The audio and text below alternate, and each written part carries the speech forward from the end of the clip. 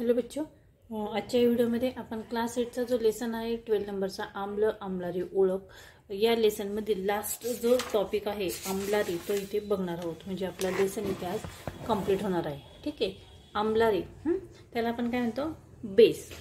आम्लारी हे एक असा पदार्थ असतो ज्याचे पाण्यातील द्रावण हायड्रॉक्साइड आयन म्हणजे OH- आहे उपलब्धता करून देतात किंवा निर्माण करतात। उदाहरणार्थ NaOH आणि त्याचा सोडियम हायड्रॉक्साइड। आणि हे जे कशापासून तयार होतं तर सोडियम आयन म्हणजे Na+Aq आणि OH- आहे Aq म्हणजे हायड्रॉक्साइड आयन। हे दोन्हींचे मिळून काय तयार होतं सोडियम हायड्रॉक्साइड तयार होतो। बघा सोडियम हायड्रॉक्साइड याचं चित्र बघा या पद्धतीने। नंतर पोटॅशियम हायड्रॉक्साइड आहे, कॅल्शियम हायड्रॉक्साइड आहे आणि मॅग्नेशियम हायड्रॉक्साइड आहे आणि इथे अमोनियम हायड्रॉक्साइड आहे। म्हणजे ही आम्लारीची काही एक्झाम्पल्स आहेत। कोणकोणती? Sodium hydroxide, potassium hydroxide, calcium hydroxide, magnesium hydroxide आणि अमोनियम हायड्रॉक्साइड। ठीक आहे, आता आपण इथे एक चार्ट बघूया। त्या चार्ट मध्ये इथे आम्लारीची नावं दिलेली आहे, त्याचं सूत्र दिलेलं आहे आणि त्याचा उपयोग दिलेला आहे। ठीक आहे, आता पहिला जो आहे तो आहे सोडियम हायड्रॉक्साइड किंवा कॉस्टिक सोडा देखील आपण त्याला म्हणतो। याचं सूत्र काय आहे NaOH आणि याचा उपयोग कशासाठी होतो? कपडे धुण्याच्या साबणामध्ये याचा उपयोग होतो। दुसरा जो आहे आम्लारीचा पदार्थ तो आहे पोटॅशियम हायड्रॉक्साइड म्हणजे पोटॅश। त्याचं सूत्र आहे KOH आणि त्याचा उपयोग होतो आंघोळीचे साबण आणि शॅम्पू तयार करण्यासाठी त्याचा उपयोग होतो। तिसरा आहे कॅल्शियम हायड्रॉक्साइड, त्याला आपण चुन्याची निळी देखील म्हणतो। त्याचं सूत्र आहे CaOH2। याला चुना किंवा रंग सफेदी करता याचा उपयोग केला जातो।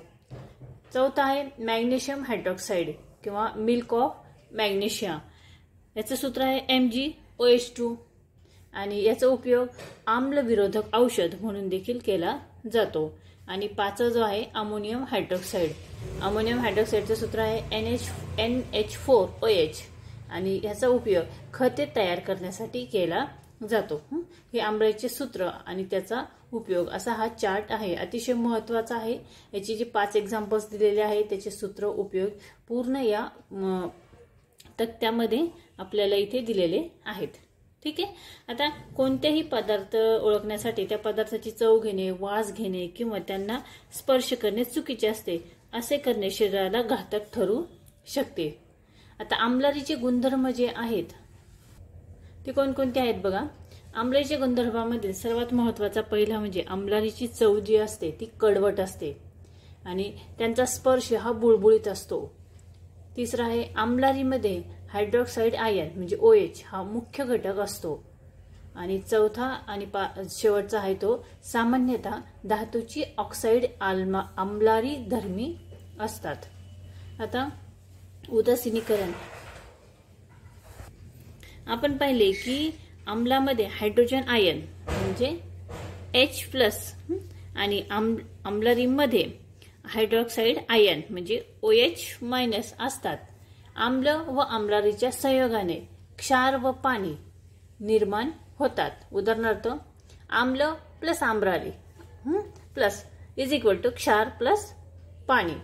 म्हणजे आम्ल म्हणजे HCl आणि आम्लारी म्हणजे NaOH यांच्या दोन्हीच्या संयोगाने NaCl + H2O तयार होतात।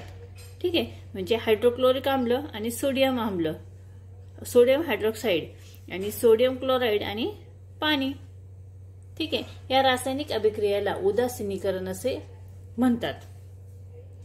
आणि सगळ्यात महत्त्वाचा जो पॉइंट आहे तो बघा, आपल्याला माहित आहे का असं म्हटलेलं आहे इथे की आपल्या जठरामध्ये हायड्रोक्लोरिक आम्ल असते, त्यामुळे अन्नपचन हे सुलभ होते। मात्र हे आम्ल गरजेपेक्षा जास्त वाढले की अपचन होते। यावर उपाय म्हणून सामान्यतः आम्लारी धर्मी औषधे दिली जातात। त्यामध्ये मिल्क ऑफ मॅग्नेशिया म्हणजे MgOH2 चा समावेश असतो। जसे आम्लारी जठरात असलेल्या अतिरिक्त आम्लाचे उदासीनीकरण घडवून आणतात आणि रासायनिक खतांच्या अनावश्यक अतिवापरामुळे शेतजमिनीत आम्लाचे प्रमाण वाढते। जमीन आम्लधर्मी असते तेव्हा जमिनीत आम्लारी धर्मी चुनखडी किंवा चुन्याची निवळीसारखी रसायने शेती तज्ज्ञांच्या मार्गदर्शनाखाली मिसळतात. असे आम्लारी जमिनीतील आम्लांचे उदासीनीकरण करतात. ठीक आहे. तर अशा पद्धतीने आपला हा जो लेसन आहे इथे पूर्ण झालेला आहे. 3 ते 4 व्हिडिओमध्ये आपण हा लेसन इथे कंप्लीट केलेला आहे. तुम्ही जर ते व्हिडिओ बघितले नसेल तर या व्हिडिओच्या डिस्क्रिप्शन बॉक्समध्ये मी सर्व व्हिडिओची इथे लिंक देत आहे. तुम्ही जरूर बघा आणि आपला हा लेसन जो आहे तो व्यवस्थित समजून घेण्याचा प्रयत्न करा. हा व्हिडिओ कसा वाटला कमेंट्स करून नक्की कळवा आणि पुढच्या व्हिडिओमध्ये आपण या लेसनवरील जी प्रश्न उत्तरे आहेत, क्वेश्चन अँड आन्सर्स, ते आपण नेक्स्ट व्हिडिओमध्ये इथे बघणार आहोत. ठीक आहे. तर पुन्हा भेटूया पुढच्या व्हिडिओमध्ये.